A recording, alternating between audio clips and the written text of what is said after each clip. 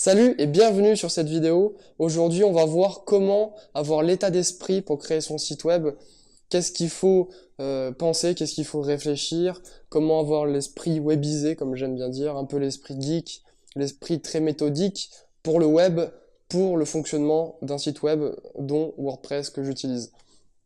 Donc déjà, étape 1, c'est un PC et un bureau fixe avec un PC portable peut aller aussi, mais je vais dire sur une base fixe qui est droit, un bureau propre, un bureau bien organisé où il n'y a pas de paperasse partout, qui est plat, où vous pouvez vous installer confortablement avec une souris et un tapis de souris, parce que avec le pad c'est franchement impossible. Une bonne chaise, c'est très important la chaise. Plus vous allez avoir une chaise confortable, plus vous allez avoir envie de créer votre site web, de l'améliorer, de faire des mises à jour, etc. Donc c'est vraiment le principe. C'est vrai on se dit que c'est simple, que j'enfonce une porte ouverte, mais je vois beaucoup de monde qui n'ont pas de bureau, qui veulent créer leur site web assis sur une chaise en plastique au milieu d'une table avec de la nourriture à côté, ou je ne sais quoi, ou carrément sur le canapé avec un PC portable qui tangue sur les genoux. Ce n'est pas possible. Il vous faut un bureau professionnel pour créer un site correct et aussi gagner du temps, parce que si vous perdez du temps à utiliser le pad, à pas savoir où vous mettre, à perdre du temps parce que vous n'êtes pas confortable, derrière le site web se décale. Donc si vous en avez besoin pour votre entreprise rapidement, c'est clairement du temps perdu, donc de l'argent perdu. Deuxième étape très importante, c'est vraiment, il va falloir vous y mettre, hein. C'est tout bête, aussi j'enfonce encore une porte ouverte, mais le site web peut pas tomber du ciel. J'ai des clients qui souvent me demandent de créer des sites web pour eux. En fait, je me rends compte que même quand je le crée moi, après derrière, il y a presque personne. Euh, je crée le site web, mais derrière, il faut le maintenir, il faut des mises à jour. Si, il faut, pour ajouter un produit sur la boutique, il faut savoir le faire. Le produit, il faut savoir le configurer. Donc il va falloir un jour vous y mettre parce que c'est quand même votre bras droit d'Internet. C'est votre bras droit qui va peut-être vous attirer plus de prospects, plus de ventes et donc plus d'argent. Ou même plus de reconnaissance, ou plus de projets, plus de création. Donc il faut savoir l'utiliser, donc il faut vous y mettre. Plus vous aurez d'expérience, plus vous aurez un site performant, efficace, et plus vous prendrez du plaisir à le faire. Troisième étape très importante, c'est malheureusement, personne ne connaît toutes les solutions.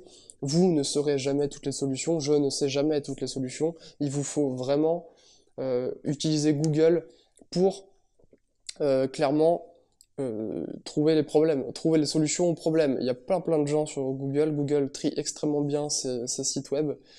Et dès que quelqu'un a eu un problème, vous le cherchez sur Google, vous allez trouver son expérience, son retour, un forum, un avis, un site spécialisé dans votre thème qui vous donnera les solutions. Donc dès que vous avez un problème, il faut chercher sur Google. Je dois faire peut-être 15 ou 20 recherches par jour minimum dès que je travaille.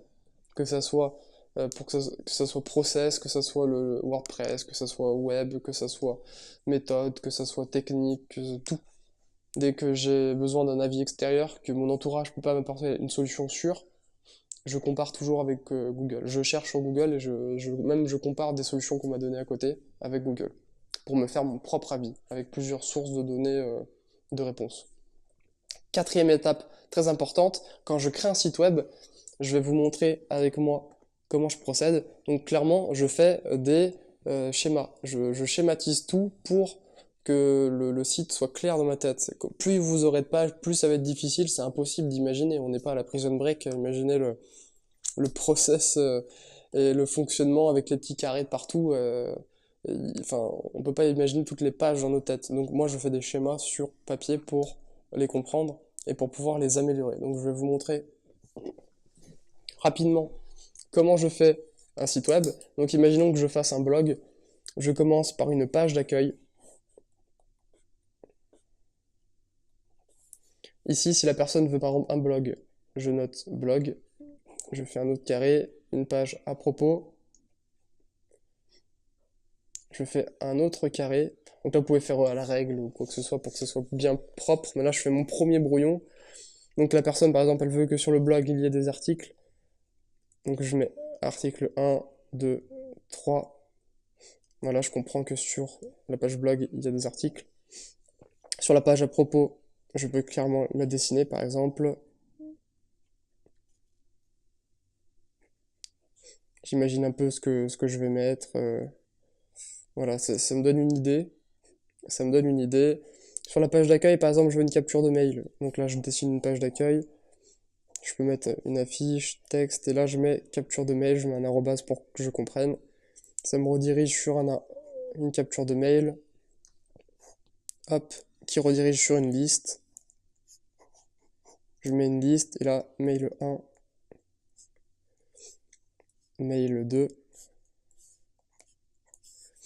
Et là, imaginons qu'il y a 2 mails automatiques en fait sur cette liste. Voilà, hop. Après là, je peux carrément dessiner le mail.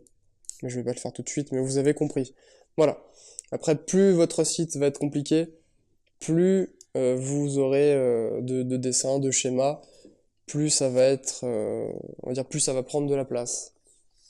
Mais grâce à ça, vous pouvez visualiser votre site avant même de l'avoir créé et savoir un peu où c'est que ça va, où c'est que le trafic va venir, où c'est que les gens vont cliquer, où c'est que ça va être intéressant pour vous parce que vous allez capturer des mails, vous allez rediriger sur une page de vente, etc., etc. C'est à vous de le dessiner.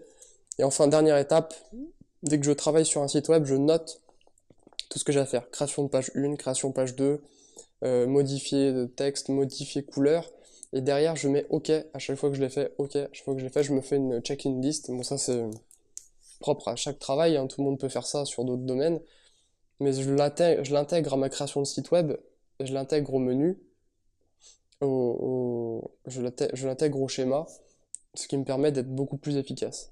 Voilà, je vous ai donné toutes mes techniques de comment créer votre site internet rapidement, efficacement et avoir l'état d'esprit de geek et qui est webisé pour être performant dans votre création de site web professionnel. Et en dessous de cette vidéo, si elle vous a plu, vous pouvez retrouver 5 mails que j'envoie gratuitement où je vous forme sur la création de site web, donc plus en détail pour faire une boutique, pour faire une page vitrine, pour utiliser Google AdWords, Google, Facebook, pour utiliser la pub Facebook. Donc vous pouvez retrouver ces informations dans la description de la vidéo et je vous les envoie gratuitement. Passez une bonne journée et je vous dis à très bientôt.